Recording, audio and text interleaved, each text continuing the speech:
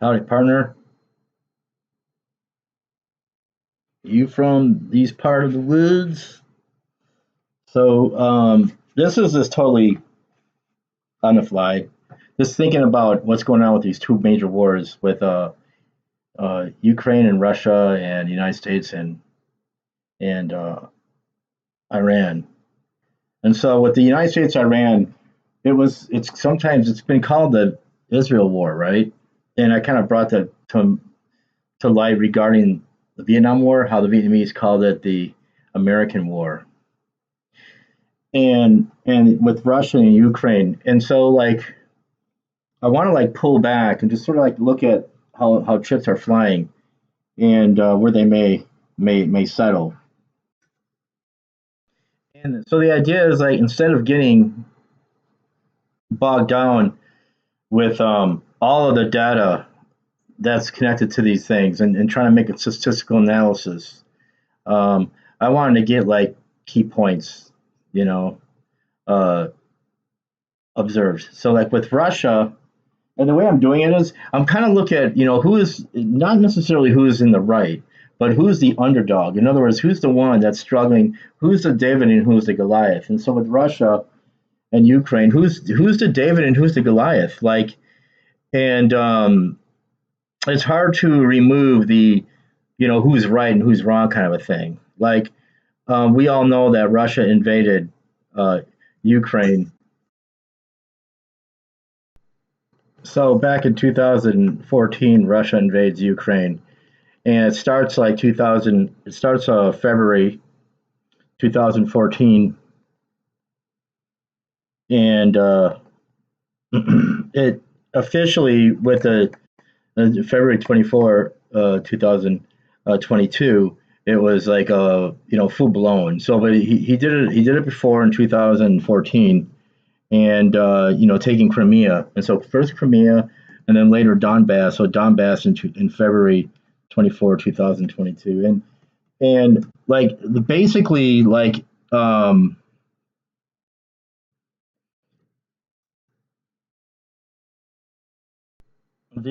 instability happened between the two countries is because of the disalignment with Russia that was there for a long time. And so like with that guy Viktor Yanukovych, the president there in Crimea, he's been ousted, and he was more like sympathetic towards like aligning with Russia and Russian interests.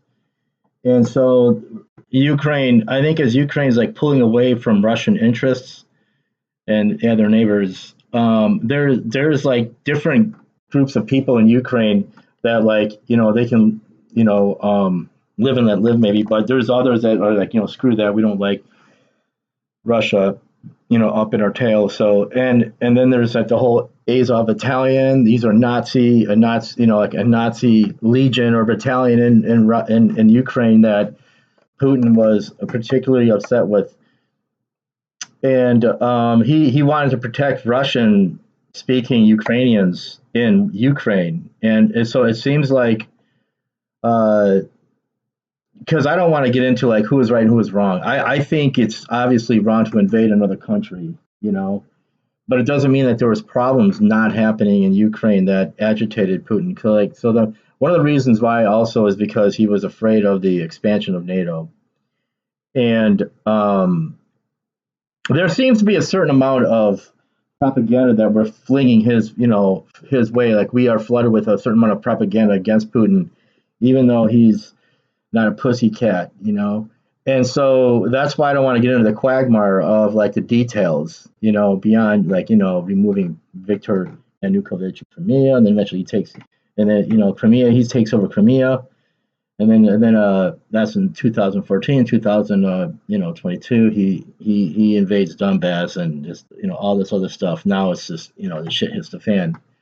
So that's what's going on with, and there's like a history between the two countries going back to like the Middle Ages, and then like with World War II, and Stalin, what Stalin did to Ukraine, horrible famine there. It's like, in many ways, it's like Ukraine is like the Goliath and Russia is the David. That's how it always seems to look And it makes total sense, and so like when um, you start looking into the details, though, it's like, well, like it's like Ukraine is able to behave in a certain obnoxious manner, and right next to the border of Russia, and it's like Russia's like, okay, we're done with this. Regarding the Azov Battalion and people in there being killed in Donbass, the Russians, speaking, so there was like there was like a revolution there, and like like a war, like a civil war in there, these two different factions in there fighting. They're Ukrainians killing Ukrainians.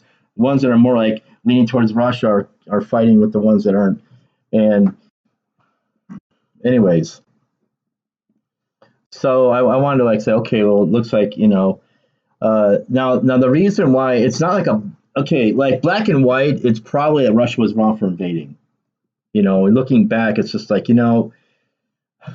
you're so like the reason why it's like if you look at what Russia's going through right now, it's going through a major economic stress. Like 100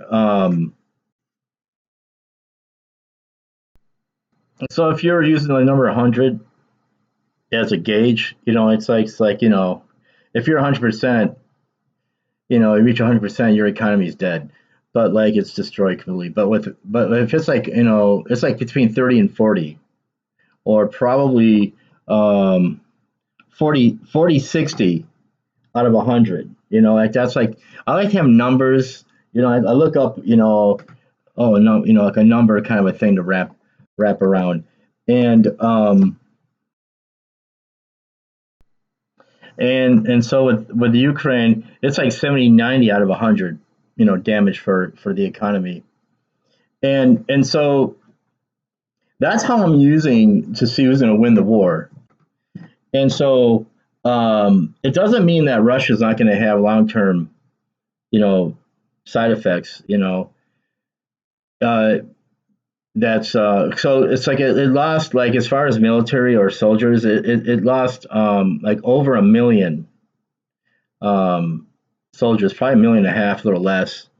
And Ukraine's like tens of thousands, like under a million. And so it seems like Ukraine's a tighter unit than the Russian. The Russian seems to be using like some out of date kinds of methods of warfare against Ukraine. This whole thing about this land invasion and it just seemed like a mess from the start. You're gonna roll these tanks in, 200 miles, across the Ukrainian terrain, and try to get to Kiev. And I mean, I was like, that's just to me that doesn't look like a good strategy, you know, and and probably I would just stick with like so he took Crimea and he won, he got it, and then so now just go to Donbass and just fuck around with Donbass with your tanks and your soldiers and just focus only on that. But I forget the details of it, but Putin's just not Putin's is relentless, and and so he loses what he gains. It's like okay, and it just seems like uh, the only reason why I think Russia's going to win is because of these economic figures. 70 to 90% out of 100 economic damage for Ukraine versus like 40 to 60, uh, for the Russian economy. And even though Ukraine is like attacking Moscow and it's like warehouses and stuff, it's it it probably doesn't look good for Ukraine in terms of like the damage, the collateral damage. Now the thing is though, um, Russia is basically becoming subservient to economic wise, the globe, planet wise, the global geopolitical wise. They've Putin ostracized himself from like say the rest of the world, like Europe, except for China and that. And China depends on the United States for its economy to remain afloat. And so indirectly, if Russia's more subordinate to China, they're indirectly subordinate to us. So in a couple of ways, like even though Ukraine could lose this war, it's like what's the point? Like Russia is going to be really damaged, and Russia can't be like Hitler and just take, I'm going to invade all of Ukraine and take it, and then because then he's going to have to use like a lot of military, a lot of exerted energy to maintain possession of Ukraine. So I don't think he wants to do that. But it's like, then what the hell are you doing? And I want regime change. Get rid of Zelensky. Like what? You want to. So it just seems like there's something unclear now because that's what the denazification of Ukraine has to be. So they got rid of the Azov battalion over there, but then if Zelensky is still the prime minister or the president, or whatever you want to call him in Ukraine, that's probably why Russia's attacking. Russia will not stop attacking because Ukraine is very offensive now in attacking Moscow. So it's almost like so if Russia stopped, Ukraine would probably take back Crimea and Donbass, um, and if Ukraine stopped, Russia would probably take. So like with Russia, it I always forgot about NATO. So the problem with NATO is that it went up against their borders and it kept on absorbing countries that were originally agreed not to have taken place. As far back as you know the 20 years ago. Like in the span of 20 years, all these countries became NATO and and so joining NATO so the thing is Russia's like no Ukraine cannot join NATO and the whole thing about demilitarizing Ukraine is because of the people who are needed to be protected there from their military who are Russian speaking Ukrainians and so in Donbass and so like Russia wants to protect um, Russian speakers, the Russian speakers in eastern Ukraine, and you have like uh, the Crimea is again, Russia controls that, and Donetsk, and there's like three others that I can't pronounce their names right now, but like so these regions, and it's like probably it's like well um,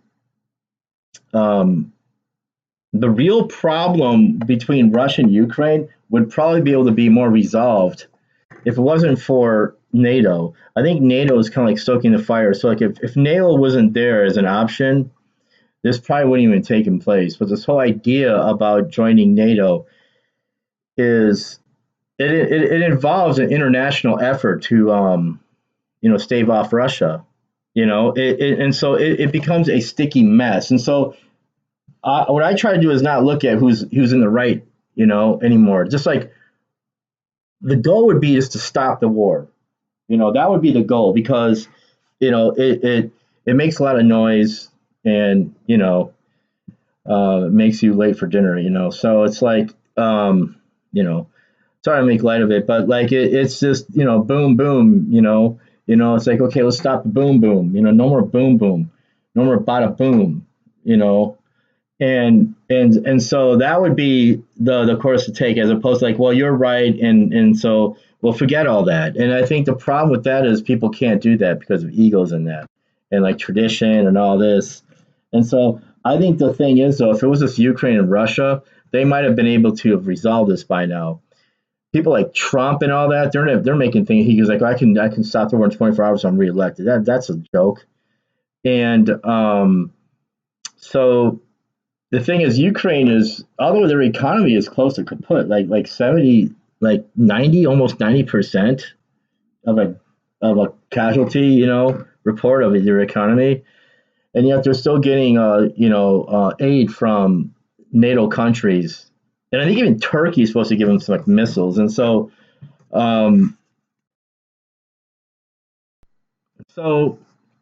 I mean again, like I'm not this ain't like a news channel, it's more like a commentary channel. Like and so and I like to, just sit back and then look at things and kind of like assess what's happening. And so, like with this, it seems like Ukraine had stronger support. Like Biden was really supporting Ukraine, and like when Trump became president, he humiliates Zelensky, and it seems like he's like talking to Putin. He talks to Putin like a 90-minute conversation, and before that conversation, he was committed to give these tomahawks to Ukraine, and then after the conversation, he reneges and he's like, "I'm not giving you these tomahawks," and I don't know like what that is. I think if anything, I think it's two things. Like one is they don't want he's the one to have an escalation with Russia, and so he's like saying like I don't want like if you give these tomahawks to the Ukraine, Ukraine could go in and attack deeper parts of Russia, and that's like a fair call, but like saying he's going to give them, then he reneges, um, and so there is a real snag there for Ukraine because they need those missiles. And this is another reason why Russia is going to probably win. But like it, but so Russia could win in the short run, even though it started back in you know 2014 and 2022. That's not like a lot. That's not a quick win. But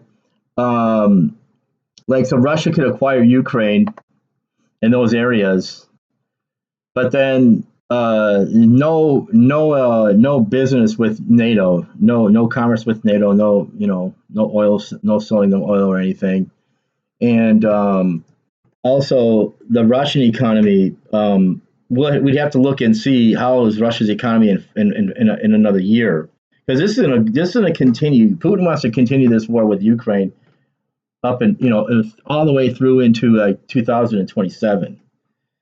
So it's hard as like so who is so again I'm trying to look at like I want to then look at the United States and Iran and Israel, like who is the underdog in this war with Ukraine, and it just seems like it still has to be Ukraine because not because of right and who's wrong. I mean usually the underdog is the person who's right. I'm not interested in who's right or who's wrong. I just want to know like who's standing in a worse position, and apparently Ukraine is in a worse position, even though it's being backed by other countries in Europe, but like it's not being backed by the United States as much. Like, so if I look up, it's like I don't know, like are we still supporting Ukraine in any form right now? And so so between 2022 and 2024, the peak period for Ukraine getting aid from the United States, and so that was like 40 to 70 plus billion, every year. And then like so, but more recent, it's way, way lower. And so basically we're talking about the new financial commitments maybe down roughly between 15 and 90%. Now the thing is, so like on the surface, it's like, well, one thing is I don't want to give you the tomahawks because then you're going to attack Russia and it's going to create a war with Russia, and that's okay. But with other things, how else could they help? Ukraine. And come on, so now we're going to move away. So I guess I'm thinking that Ukraine is like the underdog because they're like, look, you promised us these, you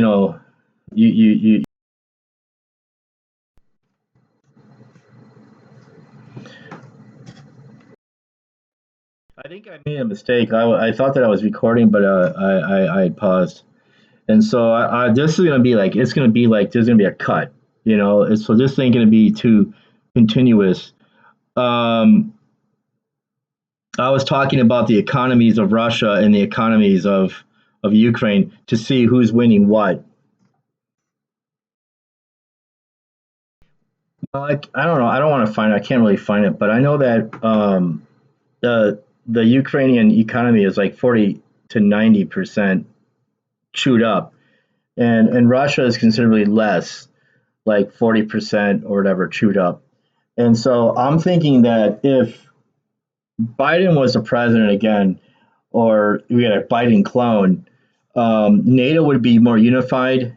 Like the West would be like an Iron Man, and they would be able to push back Russia a little bit more, in a resolute manner. And it would be like the economy of Russia would be probably eaten up. Like 80% of it would be consumed by now in this, skirmish. But alas, with Trump, he fucked that up. And another reason why he's not giving us as a 40, it's like it's dropped down. Like if you look at how, like, so 40, okay, so it was like 40 to 70 billion per year, a gift to Ukraine, or like loan, or however that works. The whole thing about this is we gotta pay it, they gotta pay it back to us. So you have like BlackRock in there, and they want to rebuild the infrastructure. So it's like there's like a lot of reasons why we want to keep Ukraine for that kind of reason. It's all about business, and Ukraine has so much grain. It's such a food basket of Europe, and Africa needs that, and so there's a lot. That's why you want Ukraine, and so it looks like now Ukraine's getting less funding, and so we're talking like it's much lower. It's measured in like billions or less. It's not like up to 70 billion a year. It's like altogether it's just a few billion, and so we're talking like from 50 to 90% of a drop. Now, and then so while this was not playing, I was looking at, okay, so that's the economy between the two countries. And then like it's like, so the economy of Russia is like 40% chewed up, and with Ukraine it's up to 90% chewed up.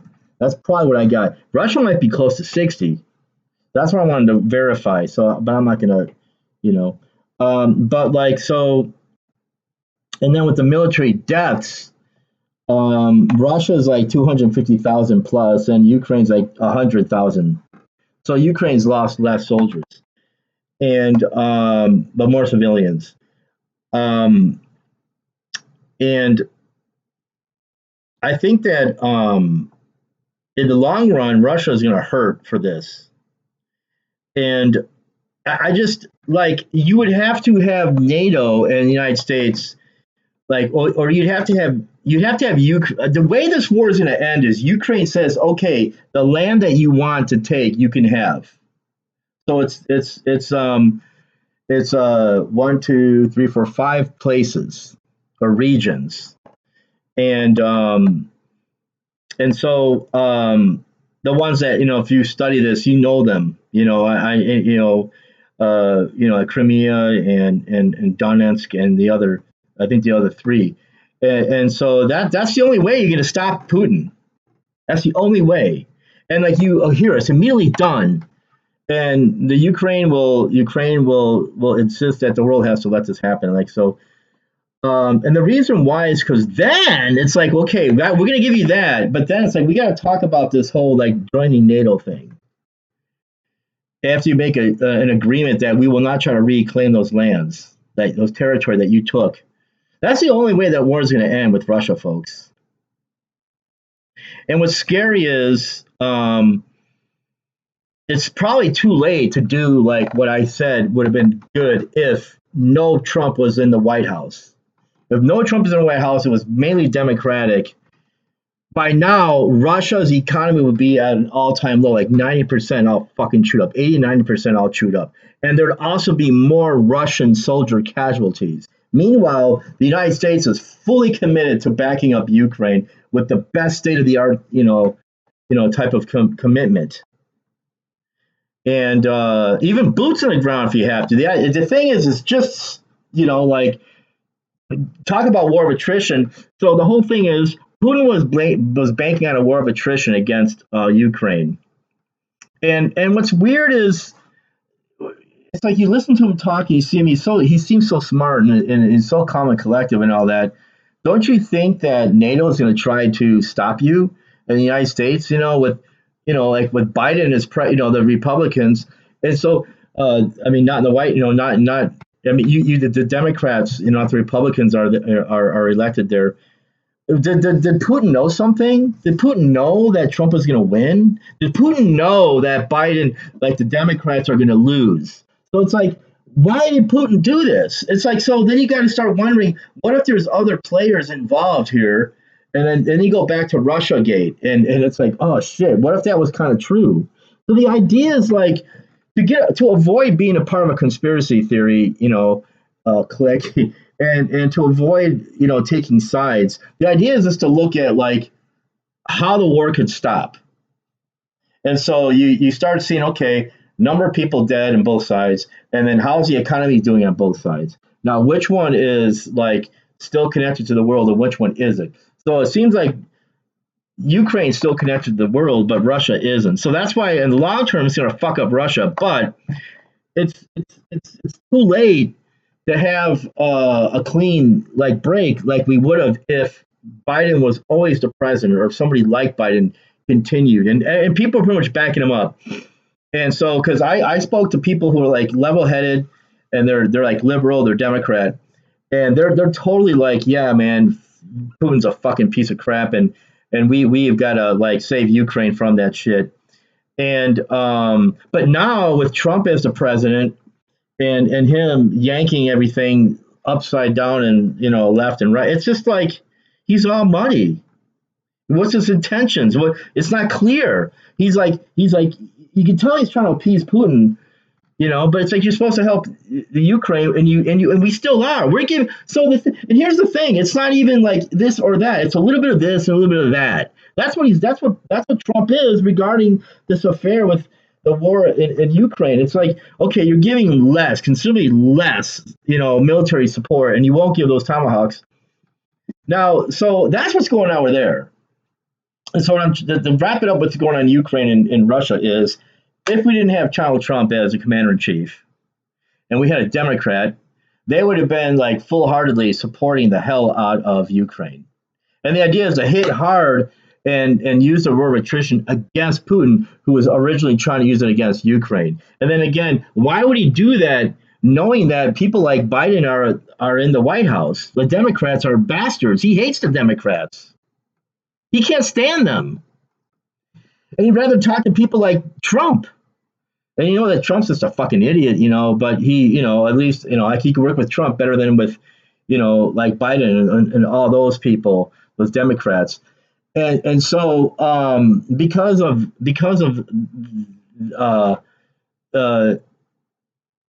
like he know, like, so like if the Democrats are in full force in the White House, why would he even fucking invade? Unless he was like, I really want to contain it with these areas, Crimea and Donetsk, or whatever. And it's like, the thing with that, and like, I'm really gonna stop that Azov battalion.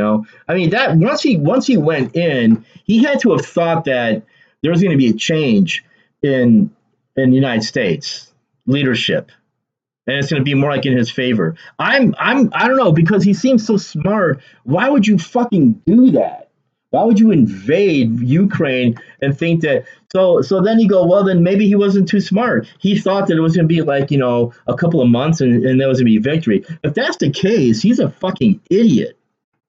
So I like to think that he kind of thought that he anticipated a Democratic loss and a Trump win. That's kind of interesting to look at, because it's really giving him leverage. Trump being the president gave Putin a lot of fucking leverage.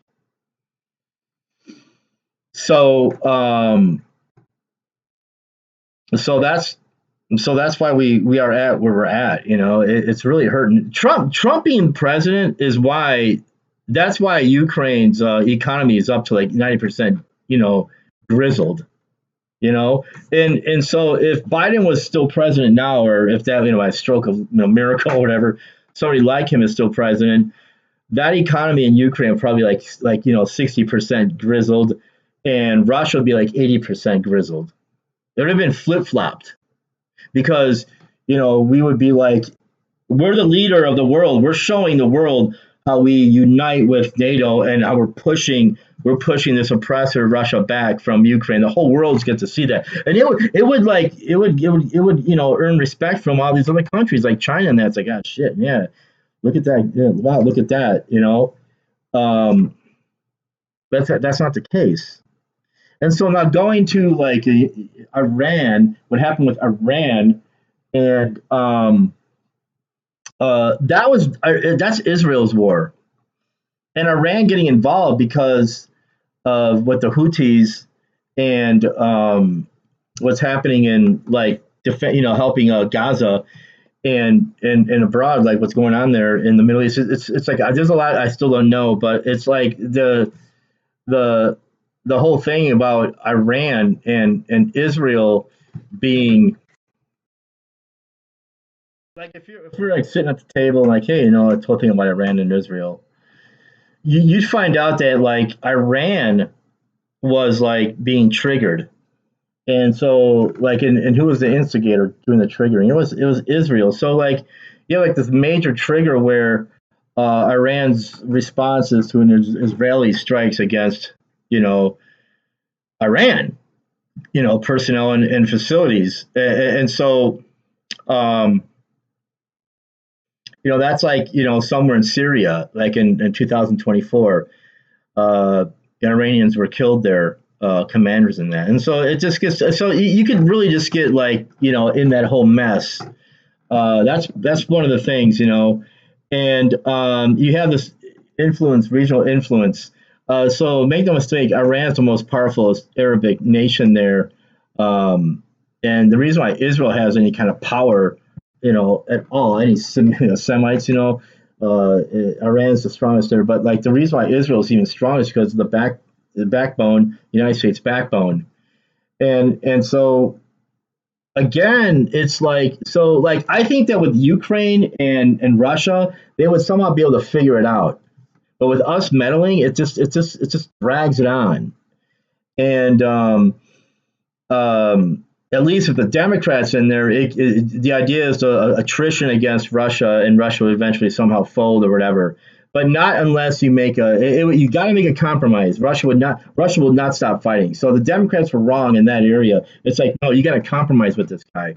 Don't look at who's right or who's wrong. Look at how to stop the boom boom, the bada boom. How do you stop the fucking bada boom boom boom? That's what you want to think. If you really are a big time player and you're like, running the show, and you have a modicum of compassion or humanity. I don't know if any of these leaders do anymore. You're like, shit. We have to somehow make some kind of concession with these Russians. Russia. That's the only way. And so, anyways, so moving to Iran, the Middle East, with the Israeli war. That's why. So, and the idea is, uh, in this case, you can't. I just, even though like Israel tries to say that it's Goliath, it's more like, say that it's David. Israel's more like a Goliath. It's backed up by the United States, the whore of Babylon, and Israel's like the whore of Babylon. So it's like, so Israel is the whore, and the United States is like fucking Babylon. That's kind of like what it looks like to me. It's like, holy shit, that's a fucked up image. And it's just lashing out at like its neighbors, like Iran. Iran's like, look, f you, and like, so, and people are poking at Iran because Iran has that fucking oil. Israel doesn't have all that fucking oil. Iran does. So that's the whole thing. And we destabilized the area back in the 50s when we took over, their government. We overthrew Mossadegh. I mean, you can look into this stuff, and you have the Shah put in there. When you look into this stuff, we started all of that, avalanche activity in the Middle East, and it's been avalanching ever since. And so the idea is Israel is the culprit here. We're fighting for Israel. There's a thing called Greater Israel, and Israel wants to, pretty much occupy parts of Iran and Egypt and all that, and spread around.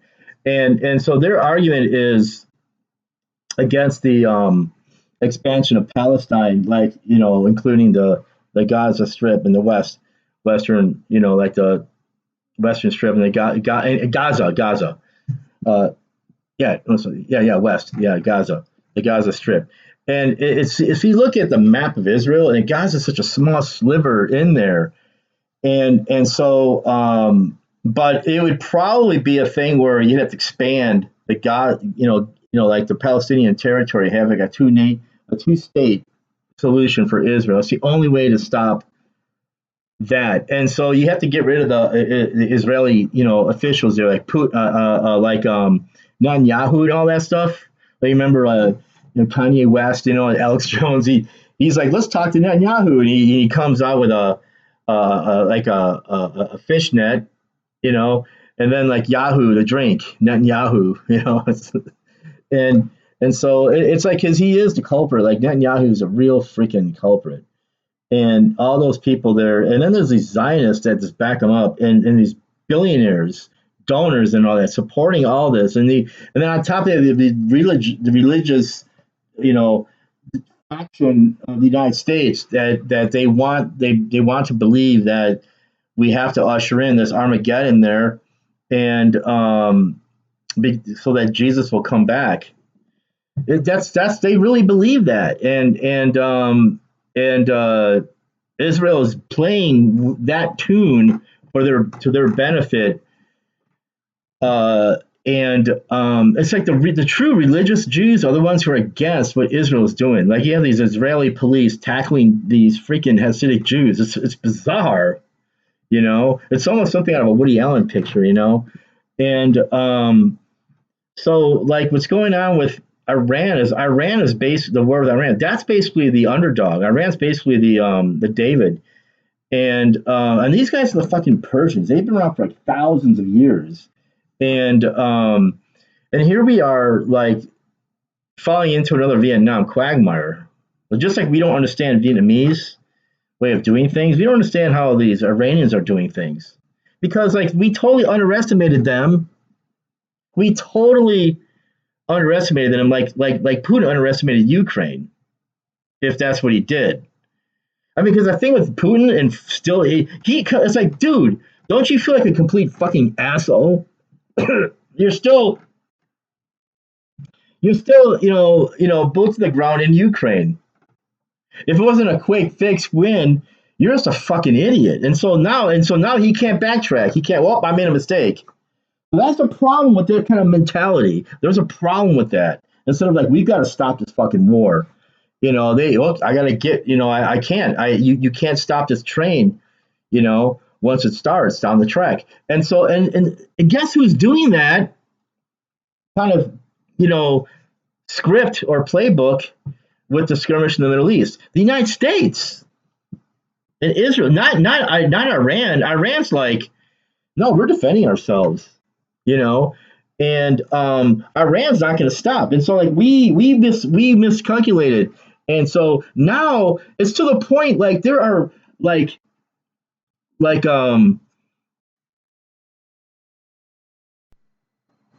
so we have the biggest baddest navy, It's like, so we have like a couple of carriers over there, like Abraham Lincoln and the George H.W. Bush.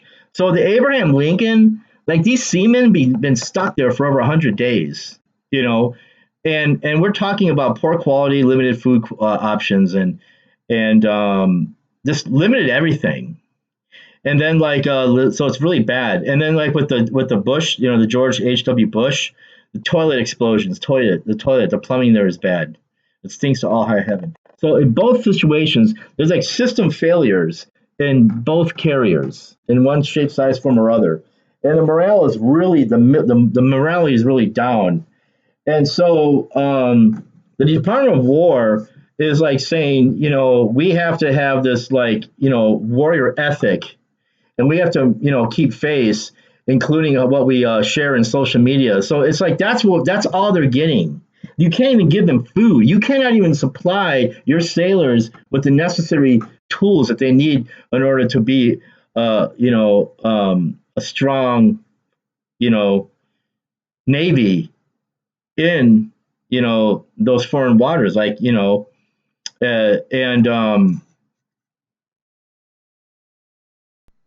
To be specific, we're talking like the Arabian Sea and the Gulf of Oman, and so and it's just like we can't go there and help them, and so we pretty much like just put ourselves in this very precarious situation with the Navy, and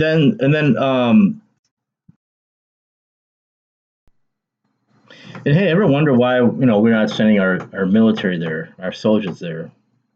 Well, probably for good reason, you know, and because we can't win anything in a land invasion because it had to be like super duper full scale, like Iraq in 2003. And the problem is Iran's like way bigger than Iraq, like four times or five times, probably four times, I don't know.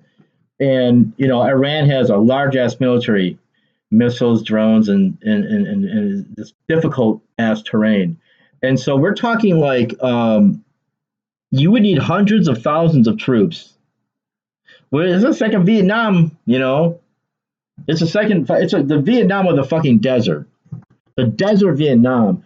If we go there, and and um and so we're just not cutting it. Like so, uh, and we're running out of munitions. We're just about tapped. That's going to take years for us to recover. Now, why are we like supporting Ukraine? So this is where the like Donald Trump is such a leaky like sieve. His head's like a sieve, and he's leaking all over the scene. He's just leaking, and he's all muddy. It's like so with Ukraine. We talked about how his decisions are muddy, very muddy. The United States should be like, we're always going to supply Ukraine with weapons. We're not going to stop that. We're going to try to get everybody on this and get more European countries to join us. And there's like strong alliance between the Democratic president there and the NATO and Ukraine, and everyone sees it, and it would really boost the morale up in Ukraine against Russia, and it would have been a better situation by now. As much as I hate war, I think that once what's his name invaded, that was the only recourse we could have taken. But now, because Trump is the idiot in in chief, and the debacle that's happened since, it's like, well, you might as well you got to give Russia the land that it has acquired, and then you can kind of like string them on, and like this whole thing about NATO is like, they're gonna be like, no, and we're gonna be like, well, yeah, we gave you all this land that you took, and we're gonna sign, papers or treaties that we'll never try to reclaim it back for another 100 years or whatever. And so, but we want to be a part of NATO for economic reasons, and that's what you could do now, you know. But NATO is like kind of handicapped, but they don't want to do that. But without like a strong democratic like president in the United States, you're fucked, NATO. You're totally fucked. And so now it's just that's where we're at in the Middle East. And I mean that's where we're at in Ukraine and with Ukraine and Russia. And so but with and so because of that, that bleeds over into the problem that we're having, with Iran because, well, actually in reverse. So we go to Iran and now we're running out of munitions there, and so we can't supply anything to Ukraine. We're exhausting. I mean, talk about war of attrition. This war of attrition that everyone speaks of, it's becoming one against the United States. With what's going on with Ukraine and Russia and Iran, Israel and Iran, Israel, United States versus Iran. And the thing is, if you look it up, you'll find that we are still, even though we are fighting against Iran, we're still giving weapons, military aid to Israel. So we're giving we're doing like military expenditure for Ukraine. It's a lot less, like down to 40 to 60%, a lot less than what it was in the peak years, you know. But we're still nonetheless giving them shit, and then we're giving stuff to Iran. I mean, we're giving stuff to Israel. Meanwhile, we're fighting in Iran. There's three places where we're like, leaking, like just leaking like a sieve, leak or whatever you want to, like a leaky spigot. We're just leaking all over the place, like a sieve. We're just leaking all over the place. And then this thing with what we did in Venezuela, it's like it's just ridiculous, man. And then we're trying to like we want to start. So also like there's a lot of talk about United States military action against Cuba, but it hasn't happened yet. But because of the idiot in chief, the turd in chief, there's this idea that we're going to probably go and attack or put United States troops in Cuba. I mean, so what I'm saying is like we're leaking all over the place. Trump is just leaking here, leaking there, and so with Iran, that's the biggest leak of all because we're running out of munition, and then the Navy over there, the two carriers over there, no toilets, no sewage, a lot of crash down of their systems over there, and no food, no fucking food. It's like what is this, man? The 15th century, 1500s. We're stranded out in the sea, in the ocean, or in this case, the sea, Arabic Sea. We're stranded out in the sea. We don't have supplies. You're gonna wind up getting scurvy. What the fuck is wrong with our navy? They've got your scurvy over there, man. Uh, it's like what the it's like what is that 1500s? I mean that's how lame we rendered ourselves. And so it's because of Trump, the fucking asshole pea brain that he is. And uh but here's how Trump works. It's there's gonna be he comes into the picture and everything is demolished. But somehow he's gonna leave with becoming richer, more rich. Because isn't that his track record? If you look back at his track record, with his casinos and everything else that he ran to the ground, he always comes out the winner. Like he's the fucking president. You know, I mean, basically, without getting like into devil into details, he had like around six corporate bankruptcies before he became president. But like, how about personal bankruptcies? Drum roll, zero. So he's going to render the United States a fucking bankrupt. He's going to make it bankrupt. And the United States is a fucking corporation. And it's being run like a corporation. So just like the six corporations that were bankrupt by Trump before he became president, the United States might be the seventh. But the thing is, if he's not tried and put in jail or whatever, prison or whatever, he'll come out the winner. And his cronies will come out the winner. And so with Iran, Iran's basically the underdog here, and so and again, I'm not trying to look at who's in the right and who's in the wrong. That really confuses you when the objective of all wars should be to end them. That confuses you who's right and who's wrong. It really does. This is like a revelation that I'm having, I'm making, and I want to explore it and experiment with it. So like when you have two nations fighting, get rid of the idea about who's right and who's wrong, and just think about this. What do both want, and how do you fucking stop the war? Because the number one thing is to stop the boom, boom, the bada boom, man. You got to stop the boom, baby. You don't want the boom. When you start booming the bombs, it's just a bit, it's just, it's too late. It's too late. And so it's hard to stop that running train. It's just okay. You can't stop that a running train.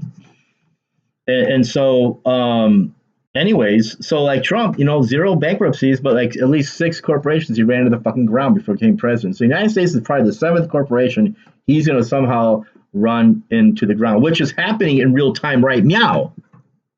It's happening right now. So, like, the thing is, who will stand out as victorious or the winner of all of this stuff? So like putting Russia and Ukraine aside, um, that could be a stalemate because if Russia keeps fighting, it's going to start, really dwindling. It's exhausting its economy. Right now it's like between 40, 60, but it could be up to 80. And Ukraine's already like up to 90. Worst figures. Out of 100. 90, 100. Versus 40, 60, 100. And Russia. So it's like uh, that's going on there. But with Iran, and Russia is tied into Iran, and so is China. China is unable to come in and be all aggressive against Israel because China needs the United States for its economy to, keep intact. Because the business that we do for the, back and forth, we buy their stuff. We have our factories there. They're the major global manufacturer, and we buy the stuff that they make, and so they need us to keep this kind of like food train going. So that's why China's kind of like its hands are somewhat tied behind its back, and it's also looking at Taiwan. It wants Taiwan, and so it's having problems with China over there, and of course the West in regards to it acquiring Taiwan. So China has its own problems. So Israel, I think, will be the one who, in the end, will stand as the truer victor. And it's not because so, and this is like because I'm not looking in terms of who's right and who's wrong because that tarnishes your clarity of vision, and so it's just like how the stakes are being played. And so with Israel, we're giving them a lot of military support. We're still dropping all sorts of shit their way, and at the same time, we're expending our own arsenal against Iran, and we're giving stuff to Ukraine still, although it's a lot less than what it was in the peak years, 2022 and 24 or whatever. Like when Biden was president, that was the peak years. When Biden was president, they were getting more than what right now with Trump, especially now with how we've lost a lot of push power because we're in Iran. So if you were to look it up on the internet, you'd probably find out that the reason being that we are not giving a lot to Ukraine right now is because Ukraine used up its stockpiles, the United States stockpiles, but the problem is because of our situation in Iran, we we um we reduced what we're giving them, and the reason why is because the major conflict with Iran. It just strains the stocks that are being. So we have like U.S. aid, like they're called stockpiles. Well, you have like it's been reduced, and because it's being like dwindled, it's being dwindled, and so with the conflict with Iran, that could further strain these stocks. And so we're talking about like, well, we're kind of like I don't know how much we have in our chambers completely, but this kind of keeps this is like the oh we're more cautious about just giving a lot of weapons to Ukraine right now. So it's almost like we have to focus on Iran now, and we're kind of leaving Ukraine to fend for itself. Although we are giving it aid, but up to like 90% less aid. Is it 40 to 90%? Is it 40 60 or 40 90%? So I can't remember. But we've dropped what we were giving it. Probably up to 90%. We've dropped giving it. I don't know. I could be wrong, but we dropped considerably. Yeah, I forgot that figure. Darn it. But That's what my brain is. I have all the stuff in my head. I get on here and then I go back and I forgot what I said. You know, I'm not. I'm just going off like what I know. And so, because I just kind of want to look like a game. What's the game plan and how are things panning out? And so the light of truth I was using was don't look at who's right or wrong, but in terms of light of truth being like what's at stake, and the number one thing is you want to stop the war, stop the boom boom. And so how do you do that with Ukraine and Russia now because of a Trump win and all this pussyfooting, all this bullshit? I don't know if it's pussyfooting is the right term, but like, well, he is with with Putin, pussyfooting with Putin, where the Democrats are hard nosed against Putin. And for a while I didn't understand, but now I totally get it. I see why he had to be like that. Because if you're hard nosed with Putin, Ukraine is strengthened by United States resolve and NATO, and that's like you can triangulate again. You can really put those two forces against Russia, and it would be really rendering Russia bad news by now more than what they're experiencing. But because of Trump and the pussyfooting with Putin and all that, because that's what he's doing. And he's like, oh, I don't want to, the Tomahawk missiles deep into Russia, So, but the other thing is because the stockpile has been compromised with our commitments to Iran, our egos in Iran. And so the thing is, though, and about the previous video is how these things work with war, and like when the economy, when like you look at like so two things went on. Israel, I made a video where we discussed how Israel is influencing government policy making, and I also made a video where it's like we're discussing how the you know Trump benefits from the war in Iran and the way you threaten Iran, then you pull back, and so it's like up and down, or in and out, in and out, in and out. Like we talked about before, and so you anticipate the effect that it has on the stock market. It's market manipulation, folks.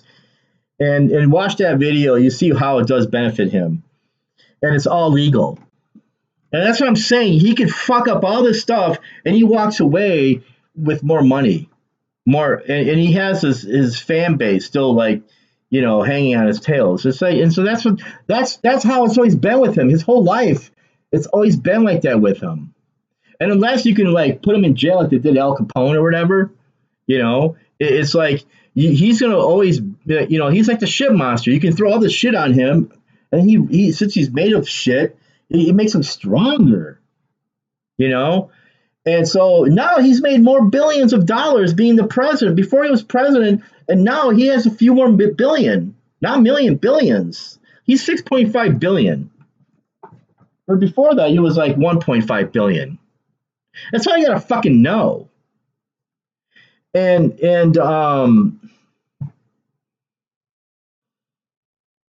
so the thing with Iran, okay, we're kind of like, it's going to take years to pick up where we left off. Like we lost all those missiles and we used up all those missiles against Iran. It'll take over a couple of years, few years to replenish that whole stockpile there.